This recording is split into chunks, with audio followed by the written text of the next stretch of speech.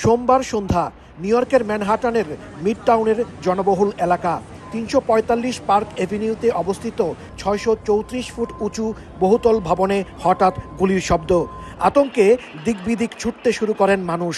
স্থানীয় পুলিশ জানায়, new York police বিভাগের সদস্য 36 বছর বয়সী দিদারুল ইসলাম মারা যান। তার বাড়ি বাংলাদেশের সিলেটের কুলাউড়ায়। এই ঘটনায় গুলিবিদ্ধ আরও 3 জন হাসপাতালে মারা যান। পরে হামলাকারীও আত্মহত্যা করে। পুলিশ জানিয়েছে, নিউ ইয়র্কের পর্যটকদের আকর্ষণীয় স্থান Grand Central Station, Modern Art Museum, Rockefeller Center ও সেন্ট্রাল পার্কের খুব কাছাকাছি এক অট্টালিকায় এই ঘটনা ঘটে, যেখানে জাতীয় ফুটবল লীগ এবং ব্ল্যাকস্টোনের কর্পোরেট অফিস রয়েছে। ঘটনার পরপরই ম্যানহাটানের ওই এলাকা পুরোপুরি ঘিরে ফেলে পুলিশ।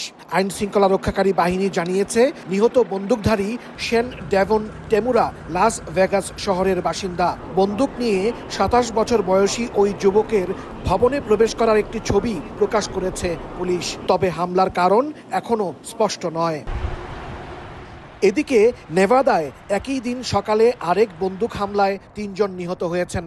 আহত হয়েছেন আরও অন্তত 6 জন। পুলিশ জানায়, সকাল 7:30টার দিকে রেনো শহরের গ্র্যান্ড সিয়েরা রিসোর্ট ও ক্যাসিনোর প্রবেশপথে ভ্যালেট এলাকায় এলোপাতাড়ি গুলি চালায় হামলাকারী। এই ঘটনায় সন্দেহভাজন বন্দুকধারীকে আহত অবস্থায় আটক করেছে পুলিশ। নিউ ইয়র্ক ও নেভাদায় 2টি বন্দুক হামলার ঘটনা তদন্তে নেমেছে পুলিশ।